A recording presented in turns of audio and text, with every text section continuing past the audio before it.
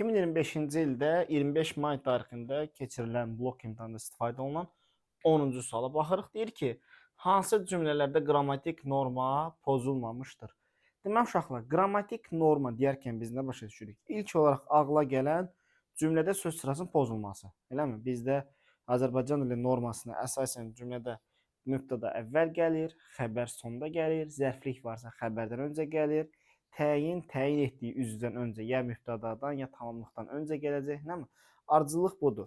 Cümlə üzvlərinin yeri dəyişibsə, bu qrammatik normanın pozulmasıdır. Sonra müəyyən miqdar saylarından sonra gələn ismin təkdə işlənməsi olsun və yaxud da qeyri-müəyyən miqdar sayların bəziləri var ya, bir sıra bir çox sayları var. Məsələn, ondan sonra gələn isim cəmdə işlənməlidir. Digərlərindən sonra gələn isim təkdə işlənməlidir. Bu olmazsa qrammatik normanın pozulmasıdır. Sonra ismə qoşulan şəkilçilər olsun, feilə qoşulan şəkilçilər olsun, olan ardıcıllıqla qoşulması. Cəm, hal, mənsubiyyət, xəbərlik. Əgər ardıcıllıq pozulubsa, deməli qrammatik norma pozulub deməkdir. Bundan əlavə mübtədadan xəbər şəxsi və kəmiyyətə görə uzlaşması qrammatik normanın tələbidir. Əgər uzlaşmırsa, demək norma pozulur. Sonra nəyə misal verə bilərik? Məsələn, təkrarlanan sifətlər var. Qırmızı, qırmızı. Bundan sonra gələn isim mütləq cəmdə işlənməlidir. Bütün bunlar normanın tələbidir, yəni qrammatik normanın tələbidir. Baxaq indi burada. Görünür uzaqda kasıb daxmalar. Baxın, görünür nədir? Xəbər. Cümlənin sonunda gəlməli deyil. Bu qrammatik normanın pozulmasıdır. Səndə nə deyir? Pozulmamışdır. Ona görə bu pozulub deyə getdi.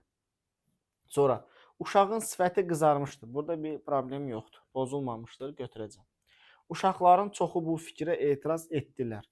Etdilər xəbər cəmdədir, mübtəda təkdədir.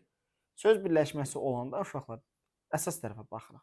Uşaqların sözündəki lar şəkilçisinə görə deməyin ki, bu etdilər də cəmdə olmalıdır. Yox, söz birləşməsidirsə nəyə baxacağam? Mütləq əsas tərəfə baxacağam. Təkdir mi? Təkdir. Bu onda qrammatik normanın pozulmasıdır. Getdi. Uşağı evə gələndə gördülər. Kim? Onlar.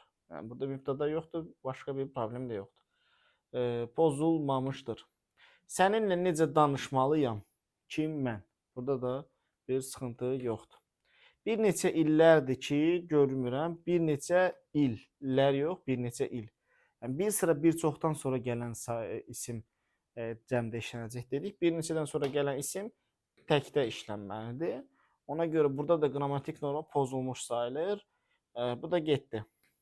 Sənin cavabın nə olacaq? 2, 4, 5 B variantı.